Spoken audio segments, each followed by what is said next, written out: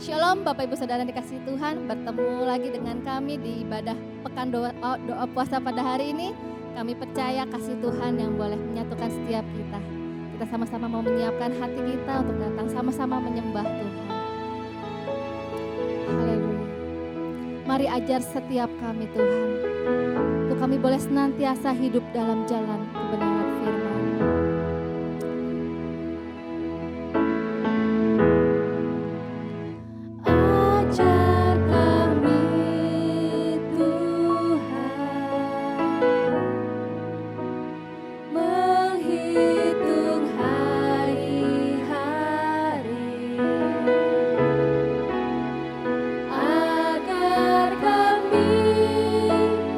Beroleh hati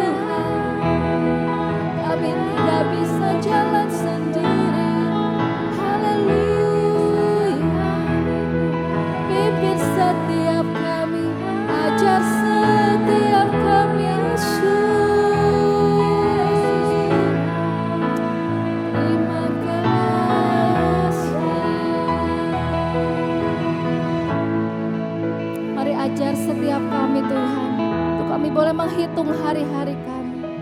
Untuk kami boleh punya hati yang bijaksana menggunakan setiap hari-hari kami Tuhan. Kami mau berjalan selalu bersama Tuhan. Kami tidak mau berjalan jika tanpa Engkau di samping kami Tuhan. Sebab Engkaulah kekuatan, Engkaulah pengharapan. Engkau yang boleh memberikan kekuatan penghiburan atas setiap kami Tuhan.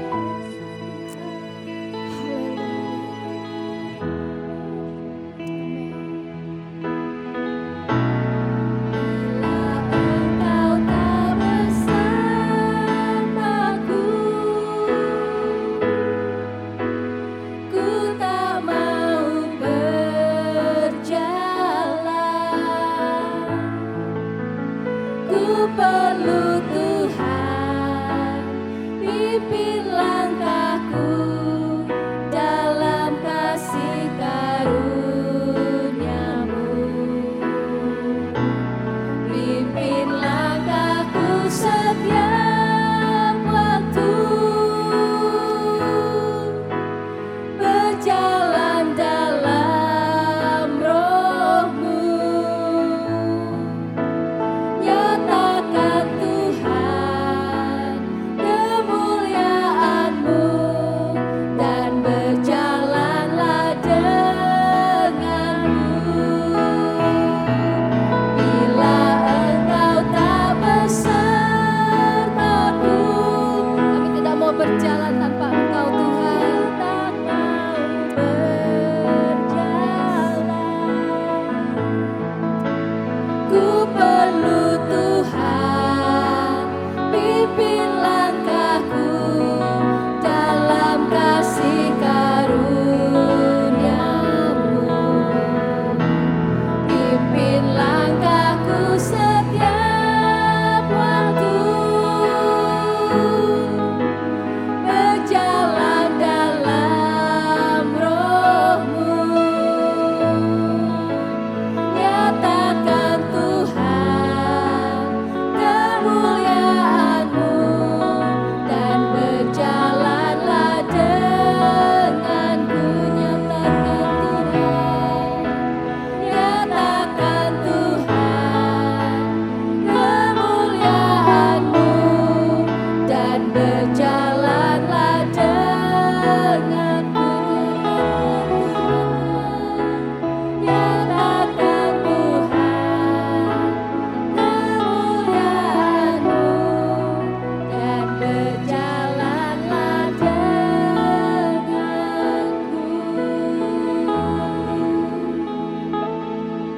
Benar Tuhan, itu merupakan doa kami Tuhan. Biar Engkau selalu memimpin langkah-langkah hidup kami Tuhan. Supaya kami terus memperhatikan kehidupan kami Tuhan. Sebentar kami akan mempelajari firman-Mu Tuhan. Biarlah kuasa Roh Kudus-Mu mengurapi kami semuanya, baik menyampaikan maupun yang mendengarkan firman. Kami tahu bahwa melalui kuasa-Mu Tuhan, Engkau juga akan memberkati orang-orang yang mendengarkan firman-Mu dimanapun mereka tempat berada. Terima kasih Bapa, di dalam nama Tuhan Yesus kami berdoa. Haleluya, amin. Salam, Bapak Ibu Saudara yang terkasih dalam Tuhan Yesus. Tema firman Tuhan pada hari ini adalah guncangan yang menadarkan. Itu terambil dari Efesus pasal 5 ayat 14 sampai 18. Saya akan membacakannya buat kita semuanya. Efesus pasal 5 ayat 14. Itulah sebabnya dikatakan, bangunlah hai kamu yang tidur, dan bangkitlah dari antara mati, dan Kristus akan bercahaya atas kamu. 15. Karena itu perhatikanlah dengan seksama bagaimana kamu hidup. Janganlah seperti orang bebal, tapi seperti orang arif. 16. Dan pergunakanlah waktu yang ada, karena hari-hari ini adalah jahat. 17. Sebab itu janganlah kamu bodoh, tapi usahakanlah supaya kamu mengerti kehendak Tuhan. 18. Dan janganlah kamu mabuk oleh anggur, karena anggur menimbulkan hawa nafsu, tapi hendaklah kamu penuh dengan roh. Pak, Bu, kita sekarang ini sedang berada pada akhir zaman. Maksudnya kita sedang berada pada akhir dari zaman akhir ini. Mengapa saya bisa mengatakan demikian? Karena nubuatan dari Tuhan Yesus sudah tergenapi. Saya mencatat ada minimal 7 nubuatan, tapi sebenarnya bisa lebih dari itu, yang sudah tergenapi. Nubuatan pertama, nubuatan Tuhan Yesus itu bisa kita lihat dari Matius pasal 24 dan Lukas 21. Nubuatan pertama kita tentang peperangan. Ya, kita sudah melihat bahwa satu negara dengan negara lain berperang. Atau perang-perang dunia. Perang dunia satu, perang dunia kedua. Ataupun perang itu tidak cuma secara fisik. Tapi juga ada perang dagang. Baru-baru ini sedang juga mungkin berlangsung antara perang dagang Amerika dengan Cina. Dumping harga ya. Juga perang mata uang. Kemudian nubuatan kedua tentang penyesatan. Munculnya nabi-nabi palsu, Mesias palsu. Penyesatan. Penyesatan itu tidak hanya cuma berada di luar dari kekristenan, tapi juga di dalam kekristenan sendiri. Akibat dari penyesatan ini, yaitu timbul orang-orang murtad. Itu dilihat dari Matius pasal 24, ayat 5 dan 11. Kemudian nubuatan ketiga yaitu tentang situasi dunia ini akan sama seperti pada zaman Nabi Nuh. Matius 24 ayat 37. Ya, di situ katakan pada masa Nabi Nuh mereka kawin dan mengawinkan, minum, pesta pora, percabulan, perzinaan. Kalau sekarang ini kita lihat perzinaan. Bahkan dosa seperti itu dalam Sodom, tentang dosa seksual, pernikahan sesama jenis sudah terjadi. Di beberapa negara sudah ada yang melegalkannya. Perzinaan itu tidak cuma secara fisik, tapi secara non-fisik. Melalui media internet, ya media sosial, melalui WhatsApp, chatting porno, video call. Itu terjadi sekarang. Kemudian nubuatan tanda-tanda kedatangan akhirnya itu di antaranya itu gempa bumi, kelaparan. Dalam Lukas pasal 21 juga disebutkan, yaitu tanda tentang penyakit sampar di berbagai tempat, 21 ayat 11. Pandemi COVID ini, itu adalah nubuatan Tuhan Yesus, yaitu penyakit di berbagai tempat. Tapi ada satu tanda yang belum tergenapi, yaitu tanda penyembahan, yaitu angka 666. Itu ada tanda antikris. Dan Wahyu 13 ayat 17 disebutkan bahwa tidak ada satu orang pun yang bisa membeli ataupun menjual kalau tidak menggunakan tanda tersebut. Kita sudah berada pada akhir zaman ini. Semua nubuatan-nubuatan sudah tergenapi. Tapi ada beberapa tanda yang sedang berlangsung tergenapi. Artinya kita harus sadar ya bahwa kita siap-siap bersedia. Dalam Matius 24 ayat 8 dikatakan inilah awal dari pemulaan penderitaan.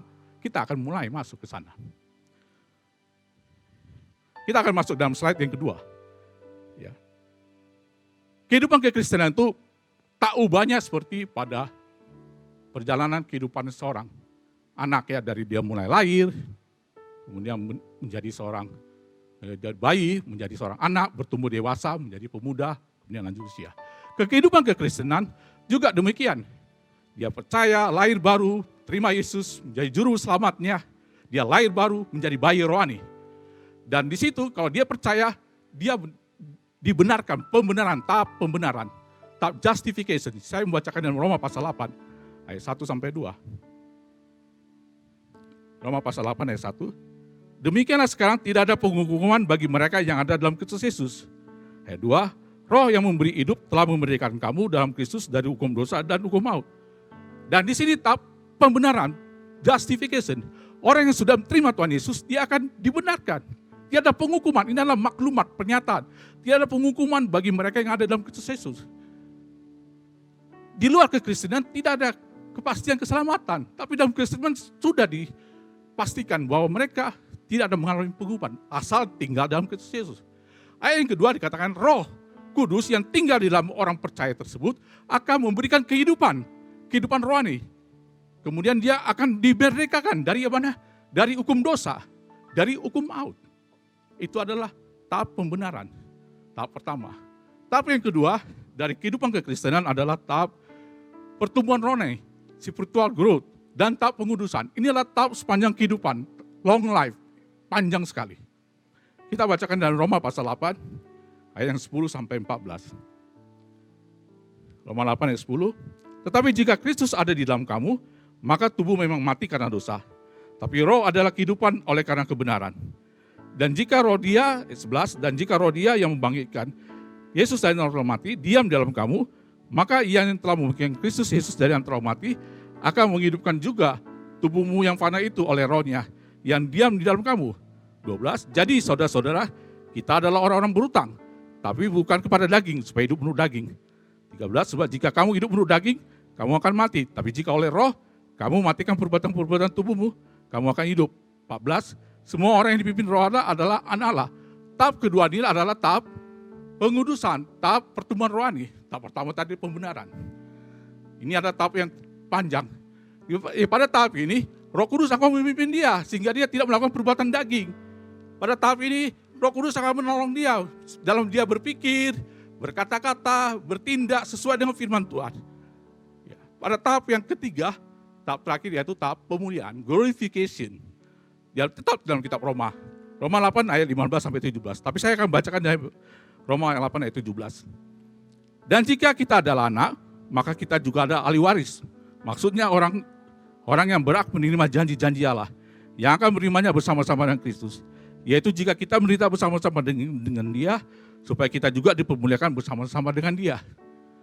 Ya, di situ dikatakan kalau kita anak, tadi orang sudah menjadi percaya lahir baru, kemudian dia mengalami pengudusan, dan kemudian dia terus tetap setia menjadi seorang anak Allah.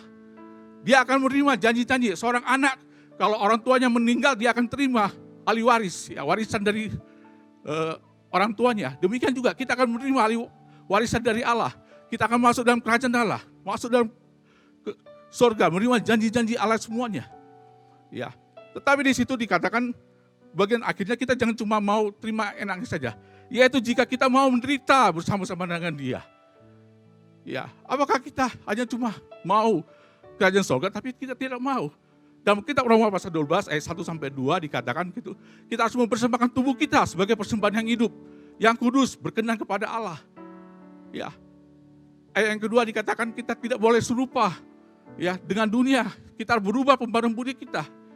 Ya, kita tidak mau berbuat lagi dosa, kita mau menderita dengan Tuhan, yaitu tidak melakukan perbuatan dosa seperti halnya Kristus. Bahkan mungkin nanti bisa saja kita menderita karena iman kita.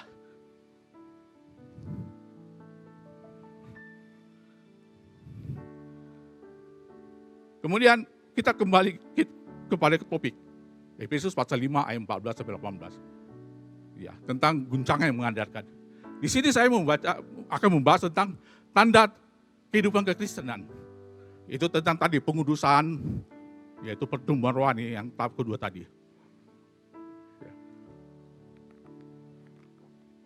Di sini saya melihat ada 3 tanda kehidupan kekristenan dari Efesus pasal 5 ayat 14 sampai 18. Tanda pertama yaitu bangunlah. Ya. Tadi kita udah baca Efesus pasal 5 14. Ada 3 tanda orang Kristen itu, orang yang bertumbuh rohani, orang yang mau hidupnya kudus. Bangunlah. Kata Yunaninya ada egertenai, berasal dari kata egero. Kata egertenai ini juga dipakai oleh Paulus dalam kitab Roma pasal 13 ayat 11. Saya bacakan ya Roma 13 ayat 11. Hal ini harus kamu lakukan karena kamu mengetahui keadaan waktu sekarang, yaitu bahwa saatnya telah tiba bagi kamu untuk bangun dari tidur. Sebab sekarang, egertenai ya, sebab sekarang keselamatan sudah lebih dekat bagi kita daripada waktu kita menjadi percaya. Ayat 12, hari sudah jauh malam, telah hampir siang. Sebab itu marilah kita menanggalkan perbuatan-perbuatan kegelapan dan mengenakan perlengkapan senjata terang. Jadi Paulus ingin mengatakan kepada jemaat Roma, juga kepada jemaat di Efesus, supaya mereka bangun dari tidur, dari ketiduran rohani. Ada kiasan saja. Ya, kiasan, menggunakan kata-kata kiasan. Tidur dari rohani atau kemalasan. Bahkan tadi Efesus pasal 5 ayat 14 katanya, bangunlah kamu dari tidur, bangkitlah dari antara orang mati. Ya, dari kematian rohani, bangkit pada jemaat di Efesus. Tidur rohani juga kita bisa lihat dalam 1 Tesalonika 5 ayat 6 sampai 7. 1 Tesalonika 5 ayat 6. Sebab itu baiklah jangan kita tidur seperti orang-orang lain, tapi berjaga-jaga dan sadar. Ayat 7, sebab mereka yang tidur waktu malam, dan mereka yang mabuk waktu malam. Nah, tanda kekristenan pertama tadi, bangunlah. Tanda yang kedua dari Efesus 5 ayat 14 sampai kedua, yaitu perhatikanlah bagaimana kamu hidup. Itu ayat yang ke-15. Ya. Artinya dia membuka topeng seperti kita lihat dalam slide. Ya, mungkin ada topeng kemunafikan. Tadinya hari Minggu ke gereja jadi anak Tuhan. Pada hari Senin sampai Sabtu jadi anak setan, anak iblis. Perhatikanlah bagaimana kamu hidup. Ayat 16 dikatakanlah, gunakanlah waktu yang ada. Kita gunakan waktu ada, kita menyelidiki firman Tuhan, membaca firman Tuhan, memperhatikan kehidupan kita. Apakah firman Tuhan itu sesuai Dengan kehidupan kita ikut persekutuan, ikut komsel, ikut ibadah, doa kita. Ayat 17 dikatakan supaya kamu mengerti kehendak Tuhan. Tanda kehidupan kekristenan ketiga adalah kamu jangan mabuk oleh anggur, tapi hiduplah penuh dengan roh. Ayat 18. Ada dua kontras yang dibuat situ. Ya, dua metafora. Mabuk oleh anggur. Apa arti dari kata ini? Ya, kalau kita melihat dalam konteks dari jemaat Efesus pada saat itu di lingkungan mereka, ya penyembah-penyembah berhala di kota Efesus melakukan minum-minum alkohol. Mereka mabukkan sambil melakukan penyembahan mereka. Ya. Jadi di situ Paulus ingin mengatakan bahwa supaya mereka tidak menggunakan kehidupan mereka seperti demikian, tapi penuh dengan roh. Paulus juga dalam suratnya di Efesus itu banyak melakukan perbandingan dalam kitab Efesus. Dalam Efesus pasal 2 ayat 1 sampai 10, di situ Paulus menyatakan, hendaklah kamu hidup dengan Kristus atau mati dalam dosa. Kemudian dalam Efesus pasal 4 ayat 17 sampai 19, hidup sebagai orang percaya atau sebagai orang tidak mengenal Allah.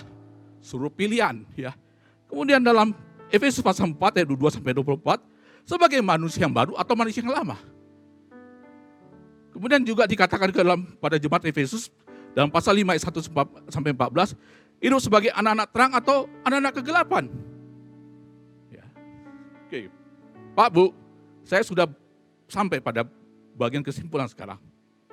Dari bahasan kita ini, kita sudah melihat ya, guncang menyadarkan, dari Efesus pasal 5 ayat 14 sampai 18 ada 3 poin kesimpulan. Poin pertama yaitu bangunlah. Bangunlah ini berbicara tentang kemendesakan waktu. Biarlah kita sebagai orang-orang percaya, kita sudah memahami bahwa kita sudah berada pada akhir zaman ini.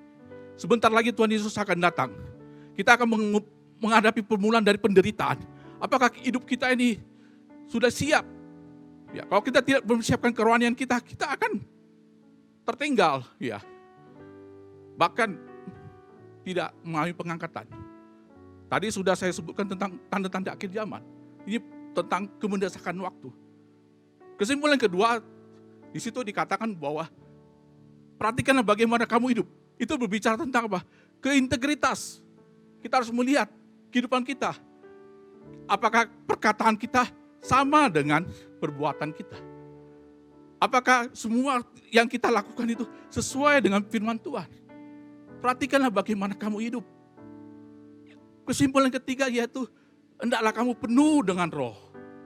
Berbicara tentang apa? Tentang kekudusan. Dalam kitab Galatia 5 ayat 16-25, 16 sampai 25 disebutkan tentang masukku hiduplah oleh roh. Sehingga kamu tidak melakukan keinginan-keinginan daging. Sebab keinginan daging berlawanan dengan keinginan roh. Dan keinginan roh berlawanan dengan keinginan daging. Ayat 19 dalam Galatia 5 itu disebutkan perbuatan daging telah nyata. Percabulan, kecemaran, hawa nafsu, percederaan, kemarahan, iri hati, perselisihan, dan sebagainya. Di ayat 22 disebutkan, tapi buah roh, ada 9 buah roh. Kasih, sukacita, damai sejahtera, kesabaran, kemurahan, kebaikan, kesetiaan, kelemah lembutan, dan penguasaan diri. Tiada hukum yang menentang hal itu. Ya, baiklah firman Tuhan ini supaya menjadi menyadarkan kita. Ya, supaya kita siap-siap. Sementara kita hidup ini, berarti masih ada kesempatan buat kita. Ya, untuk hidup kita lakukan sesuai dengan firman Tuhan. Tidak selamanya kita itu selalu baik-baik saja. Tidak selamanya kita itu sehat-sehat saja. Tidak selamanya kita itu kuat. Ada saatnya kita akan dipanggil oleh Tuhan. Apakah hidup kita sudah kita lakukan untuk menyenangkan hati Tuhan? Kita mau nyanyikan lagu ini. Hidup ini ada kesempatan.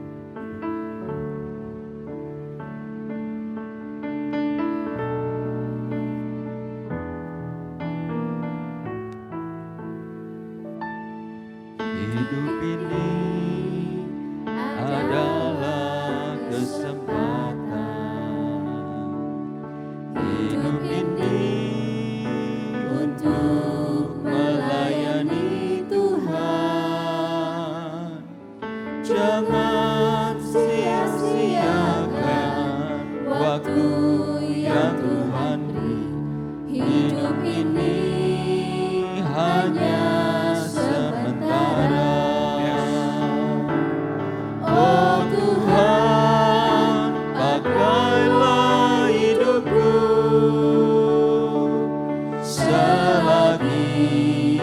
aku masih kuat. Bila saatnya nanti ku tak berdaya lagi, hidup ini sudah jadi berkat. Kita nyanyikan sekali lagi, nanti saya serahkan kepada Bapak Gembala untuk berdoa. Kesempatan hidup ini untuk melayani Tuhan. Jangan sia-siakan waktu yang Tuhan beri. Hidup ini hanya sementara. Hidup ini adalah kesempatan. Hidup ini untuk melayani Tuhan. Jangan sia-siakan waktu yang Tuhan beri. Hidup ini hanya sementara. Mari kita sungguh-sungguh minta Tuhan, pakailah hidup kami Tuhan. Pakailah hidup kami Tuhan. Supaya kami Tuhan mempergunakan hidup dengan bijaksana. Oh Tuhan, Tuhan Yesus, Tuhan berkaryalah, bekerjalah. Roh Kudus bangunkan kami, sadarkan kami Tuhan. Saat ini Roh-Mu, kami undang Kau bekerja di dalam hati kami semua. Supaya kami mengerti Tuhan, hari-hari ini hari-hari yang jahat. Kami tidak bisa main-main dengan hidup kami. Biar kami boleh bangun Tuhan. Kami boleh terus Tuhan memeriksa diri kami. Adakah hidup kami berkenan di hadapan Tuhan? Adakah hidup kami sungguh-sungguh mempergunakan hidup yang dipimpin, dikendalikan oleh Roh Kudus. Terima kasih Tuhan, terima kasih. Roh Kudus, hamba berdoa, Engkau bekerja, Engkau berkarya di dalam setiap anak-anak-Mu. Saat ini Tuhan, saat ini Roh Kudus menyadarkan kami. Roh Kudus membuat kami bangkit dari segala kebiasaan-kebiasaan buruk kami. Roh Kudus membuat kami tersadar kalau ada hal-hal yang harus kami tanggalkan, harus kami buang di dalam hidup kami. Sehingga kami menjadi pribadi-pribadi yang semakin berkenan di hadapan-Mu. Hamba berdoa Tuhan, Roh Kudus yang akan menjamah setiap hati anak-anak-Mu yang menyaksikan ibadah ini.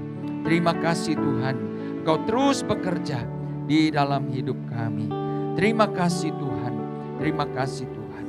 Di dalam nama Tuhan Yesus, kami berdoa dan mengucap syukur. Sama-sama kita katakan amin, amin. Tuhan memberkati Bapak Ibu sekalian, sampai jumpa di dalam ibadah besok.